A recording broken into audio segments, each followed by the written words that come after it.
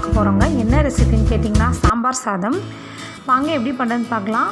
வீடியோக்குள்ளே போகிறதுக்கு முன்னாடி என் சேனலை சப்ஸ்கிரைப் பண்ணலைன்னா மறக்காமல் சப்ஸ்கிரைப் பண்ணிடுங்க ஃப்ரெண்ட்ஸ். ஃபர்ஸ்ட் நம்ம சாம்பார் பொடி தயாரிச்சிடலாம். இதுக்கு என்னென்ன தேவைன்னா வரமிளகாய் 10, கருவேப்பிலை 1 கை, கசகசா அரை ஸ்பூன், மல்லி 2 டேபிள் ஸ்பூன், சீரகம் 1 ஸ்பூன், மிளகு அரை ஸ்பூன், துவரம்பருப்பு 1 டேபிள் ஸ்பூன், கடலைப்பருப்பு 1 டேபிள் ஸ்பூன். இப்போ சாம்பார் தூளுக்கு எப்படி பண்ணுறதுன்னா இப்போ நான் சொன்ன எல்லாத்தையும் மீடியம் ஃப்ளேமில் போட்டு நல்லா வறுத்துக்கோங்க. வறுத்ததுக்கப்புறம் அதை பொடி பண்ணி வச்சுருங்க. சாம்பார் பொடி ரெடி ஆகிடும். இப்போ சாம்பார் சாதம் எப்படி பண்ணுறதுன்னு பார்க்கலாம். இதுக்கு என்னென்ன தேவைன்னா தக்காளி 3, சிறிய வெங்காயம் 150 கிராம், கொத்தமல்லி தேவையான அளவு, வரமிளகாய் 2, காய்கறிகள் என்னென்ன தேவையோ எடுத்துக்கலாம். நான் பீன்ஸும் முருங்கைக்காயும் எடுத்திருக்கேன். புளி ஒரு சின்ன எலுமிச்சம்பழம் அளவு கரைச்சி வச்சுருக்கேன். அடுத்து அரிசி 400 கிராம், துவரம்பருப்பு 250 கிராம், குக்கரில் 6 விசில் வச்சு எடுத்து வச்சுருக்கேங்க. வாங்க செய்முறையை பார்க்கலாம். கடாயில் 6 டேபிள் ஸ்பூன் கடலெண்ணெய் ஊற்றிட்டு 4 டேபிள் ஸ்பூன் நெய் ஊற்றிக்கோங்க.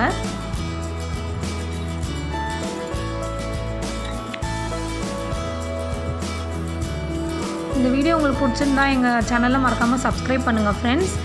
இப்போ நெய் நல்லா காஞ்சதுக்கப்புறம் கடுகு உளுந்தம்பருப்பு போட்டுருங்க.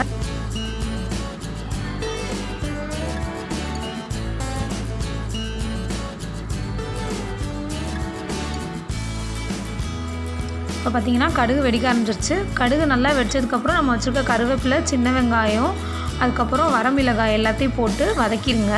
தேவையான அளவு உப்பு சேர்த்துக்கோங்க.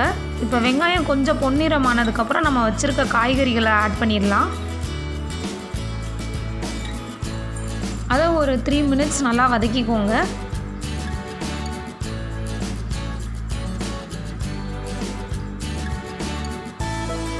இப்போ பார்த்திங்கன்னா காய் நல்லா வதங்கிடுச்சு.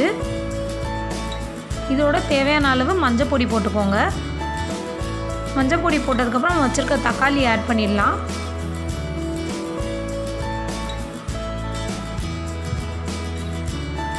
இப்போ பார்த்திங்கன்னா தக்காளி நல்லா வதங்கிடுச்சு.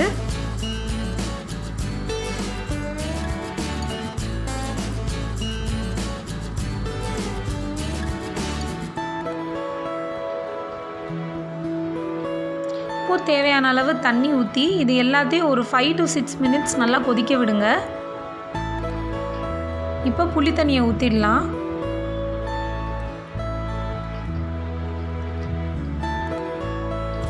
புளி தண்ணி நல்லா ஊற்றினதுக்கப்புறம் இப்போ பார்த்திங்கன்னா கொதி வந்துடுச்சு. கொதி வரும்போது நம்ம வச்சுருக்க சாதம் இருக்கு இல்லையா, வடித்து வச்சுருக்கோம்ல, அதை வந்து கொஞ்சம் கொஞ்சமாக கட்டிப்படாமல் நல்லா அந்த தண்ணியில் போட்டு நல்லா வதக்கிடுங்க. இந்த ரெசிபி சூடாக சாப்பிட்டா சூப்பராக இருக்குங்க. கண்டிப்பாக உங்கள் வீட்டில் ட்ரை பண்ணி பாருங்கள். இப்போ பார்த்தீங்கன்னா சாதத்தை கொஞ்சம் கொஞ்சமாக அந்த மாதிரி ஆட் பண்ணி நல்லா அதோட மிக்ஸ் பண்ணிக்கோங்க.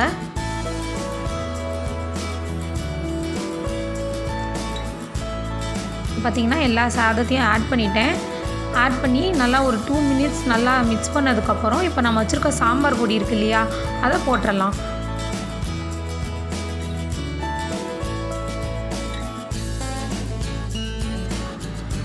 நான் வந்து சாம்பார் பொடி ஒரு 2லேருந்து 3 ஸ்பூன் வரைக்கும் போட்டிருக்கேங்க. உங்கள் தேவைக்கேற்ப நீங்கள் போட்டுக்கலாம். மிச்ச சாம்பார் பொடியை நீங்கள் சாம்பார் பண்ணுறதுக்கோ எதுக்கோ நீங்கள் யூஸ் பண்ணிக்கலாம் ஃப்ரெண்ட்ஸ். கடைசியாக இறக்க போகும்போது 2 டேபிள் ஸ்பூன் நெய் ஊற்றிக்கோங்க. ஊற்றி திரும்ப ஒரு தடவை நல்லா மிக்ஸ் பண்ணிவிடுங்க.